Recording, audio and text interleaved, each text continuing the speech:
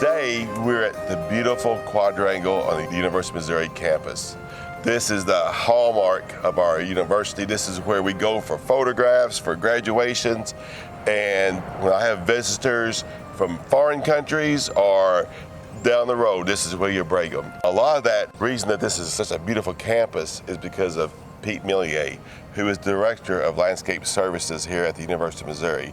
You said 1,200 acres you have to manage. Roughly 1,200 acres. My goodness. But we've also had a very special time the last, well, it's been coming about 4 or 5 years, really. This has actually been in the works since about 2015 when the decision was made. We're going to have to organize ourselves to eventually replace the pin oaks on the Francis Quad. We had convened a committee to study the issue and, what are the opportunities.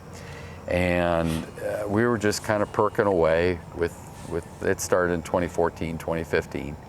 And it really picked up steam in 2018, Memorial Day Sunday.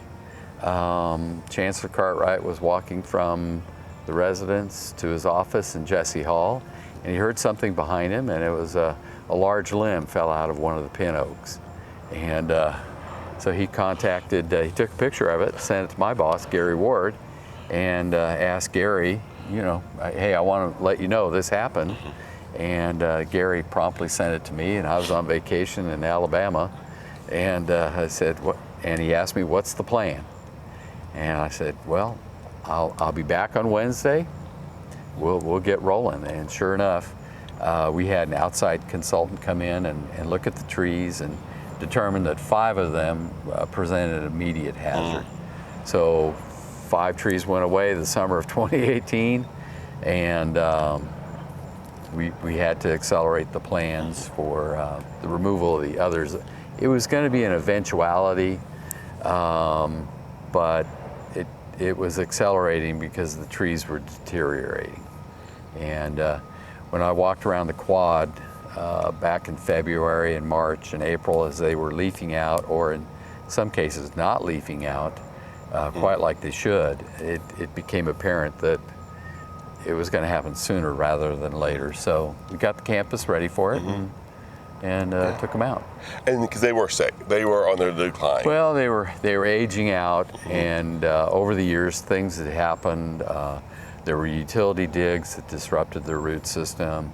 An irrigation system was added in the 90s so that we could water the grass and have green grass during the summer, which is kind of a nice thing to have in the central part of your campus.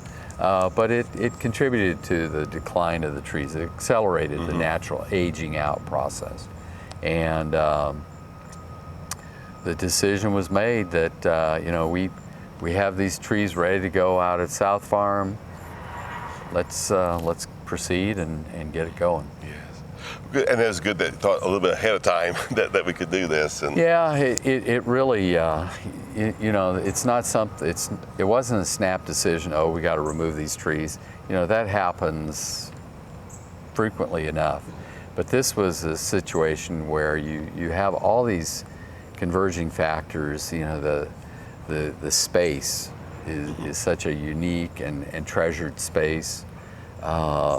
What are the ramifications of doing this, and who might you need to hear from, and there's just a lot of different factors that went into it, and the decision was made, and now let's proceed.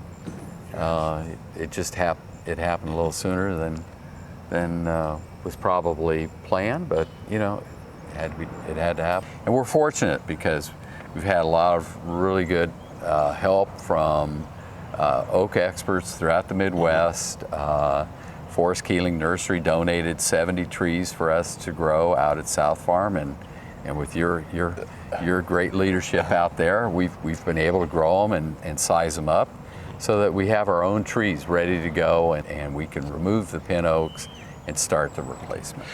Well, now we're in the fall. We've got the trees planted, and we're here with Blair Crosby. Now you're the operations manager for Landscape Services. Meaning the buck stops with you about taking care of them, make sure they live, right? Myself and Jenna Rossum, the other the horticulture manager, will take care of maintaining them and making sure we we get them to grow and do their thing. And you were there from the beginning when they got planted at South Farm to grow for a few years. Correct. They've been at South Farm for a couple years. We moved them here. We moved the first set in into May, and then the other side was in September, the first part of September. And that's about the end of the time when you want to plant a tree, September, October. Usually we plant on campus. We plant through the winter. Okay. So we usually start September 15th, and we try to be done planting by June 15th. Okay. That way we don't have to water them as much during the summer. They're kind of established at that point in time. All right. Well, tell us about that process of getting them planted at South Farm. That was kind of a process, wasn't it? It was unique to us. We don't normally plant trees to grow on campus like that. So one of our vendors, Mike Root at Pea Ridge, let us borrow his auger to plant the trees with. One of your guys helped us, Brent. So we augered a hole, and this auger kept the soil up in it, and then we put the tree in the hole and dropped the soil back around it. We also amended it with some pine bark mulch to help them grow a little bit better, and some medium. So those roots just grew inside that tube? Well, there was a bag. We had yes. I think they were the root maker bags, if I'm correct. And so they grew in a bag. It was a 36-inch wide bag, about foot, 16 inches tall, and they grew in that. And then when they got transplanted here, they came out of the bag or stayed in the bag? Correct. We pulled them out of the bag. So when we dug them back up at South Farm, we just used a set of forks and popped them up out of the ground like you would like a container pot almost. And then once we brought them here, we cut the bags off of them and pulled them all off, and so they don't have any bag left on them for the most part. So that bunched up root's going to expand and grow? There are. So the bag itself let the roots grow through it. Oh, did they? And then when we pulled the bag off, it would break the root kind of clean, and then they could resprout from that clean break. Now, real quick, a pin oak is a red oak. A pin oak's a red oak. There's scarlet, red, and pin oaks. And those were the primary trees grown and sold when you bought oak trees, probably until about 1990, 2000.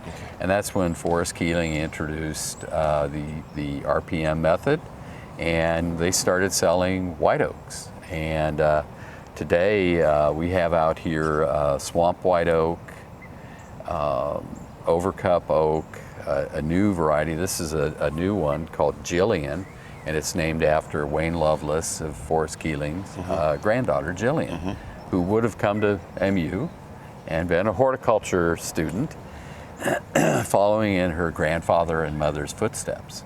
But unfortunately, she passed away in a car accident. And then we have Schwetz oak and bur oak. And bur oak is, that's kind of a Boone County thing. Yeah. We have a big bur oak down at McBain, and we're very proud of it. But that also serves to show you that they can live 300 years. Oh, wow. So we wanted to plant something that was going to stick around. Pin oaks were great in their day, but they're a short-lived oak. And the pin oaks are what we see a lot in our yards because They are. That was a big thing for 50 years. Because for 50 years, that's what you could grow, pin oaks, scarlets, and reds. Unfortunately, with pin oaks, they only live 70, 80, 90 years. And when you disturb the soil or you add irrigation, as we've done here, that adds to shortening the life cycle. And we've seen this on campus, a number of large pin oaks that have just, they're all 70, 80, 90 years old, and they fall apart. They grow up to the heavens and they come back to earth bit by bit. And that's the life cycle of a pin oak. But now, a white oak doesn't lose its limbs too easily like a pin oak, like a red oak does. No, and the white oaks, as a group, are a significant part of the Missouri economy. Forest products. Yes. Missouri leads the nation in forest products, primarily oak barrels, oak staves for barrels. And I know my oldest brother, the winemaker in California, he buys Missouri oak barrels. Really? To age his wine in, so it's kind of a neat connection there. And no, we're not going to harvest these for barrel staves 100 years from now. But it just indicates to you the durability and the strength of the wood and the longevity of the trees. And that was one of the things that was very appealing to us when we decided what trees to plant. That a tree that potentially can be here 100, 200, 300 years from now Well, that's a great thing to do, and they also tolerate the growing conditions we have so much better. Because we do have some extremes here, and plus being on campus, like you mentioned, the soil disturbance, we have heat lines going through here, Oh, yeah. irrigation Yeah. lines and sidewalks. Yeah, utilities are the lifeblood of a major research institution, and you have to keep your utilities up. And to do that, you have to dig them up and replace them and update them. So that's just a fact of life on our campus, and it's one that we embrace because it does give you the opportunity to change things if you need to. If you pick a tree that you thought was great, 20 years later, there's a dig going through. Well, maybe that wasn't the greatest tree to choose, but it's part of the life cycle of a major research university. Is you've got to have utilities that match the mission of the institution. And Right. it was not something that was easily decided. It's because of the pin oaks, and they had been successful in their day, but it was something that going forward had to happen, and we're just fortunate that we have some of the best people to advise us and guide us with making decisions like that. And I think within a few years, folks won't even notice it. I mean, if they come back, the trees will be back. Surprisingly, people were like, wow, you've got these beautiful buildings. Yeah. And where have you been hiding them? Well, they had these wonderful trees out here. And 50 years from now, the buildings will be less prominent, but it will still be that wonderful space that we've come to enjoy. And you even planning for the future by you offset them 15 feet from the other ones. Yes, because underneath the both north and south sidewalks on the quad are 100-year-old stacked brick utility tunnels. And it would have been an issue for the pin oaks if we had had something go wrong in one of those utility tunnels. If one of them had to be excavated and repaired, well, we would lose trees. Oh gosh. Because you can't drive on top of the utilities that you're trying to fix. They would have to come in from the quad side.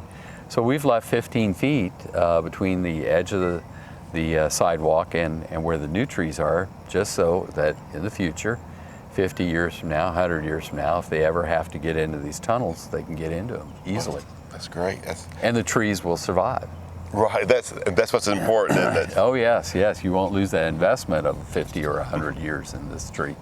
Earlier you said it was a Jeffersonian academic village. That was the idea that Thomas Jefferson had for the University of Virginia, an academical village that is built around a central quadrangle, and you have all of the schools collected there so that you can have this interchange of ideas and knowledge. And that is what we have with the Francis Quad. We have geology, communications, engineering, journalism, anthropology. You have all these divergent academic fields right here, and there's the opportunity for cross-pollination. Yes. Of those different colleges. Well, it's nice then that we're going with not only the White Oaks, but also we have this connection with Mizzou, with the owners of Forest Keeling being graduates. Yes, Kim Hainsfurther and her dad, Wayne Lovelace, are both MU graduates. Wayne probably graduated just a couple years after the pin oaks were planted. Wow. So there's kind of a neat connection there. Yes. And I've meant to ask him, so what do you remember about them when you were little? But we rely on the historical pictures we have from the archives to guide us with what they look like. Oh, sure. Most of the pictures of the Francis Quad do not have trees on the quad. So that's historic pictures. That's a recent thing in the last 70 years. It's a recent, the last 70 years. Wow. The trees that were out here before them, immediately before them, were Siberian elms that an ice storm in 1946-47 destroyed. And then before them were American elms, and Dutch elm disease just wiped those out. So they never really reached their maturity and were allowed to live their complete life cycle. As things happened to them. Whereas the pin oaks got to live pretty much their entire life cycle. Yes, they did. If you look at the photos of campus prior to World War II, for example, it's full of ivy. Oh, Ivy yeah. was everywhere. Well, Covered these beautiful buildings. yeah, and the And columns, yes. Yeah, that was kind of if you want to be considered in the Ivy League realm of schools, you had to have Ivy on your buildings. Oh, that was our thoughts. It kind of says age, and we've been around. Well, the University of Missouri stands on its own. That's right. Anyway. The strength of the white oak. That's what we stand on. Well, yeah. Well, our state economy stands on it. That's right. For forest products. So it's something that we need to have. It gives me chills just thinking about how we've connected all these dots. Yeah. Well, but that's the opportunity that we had with this project was to connect these dots. Yes. And it was amazing to have people come out of the woodwork to help.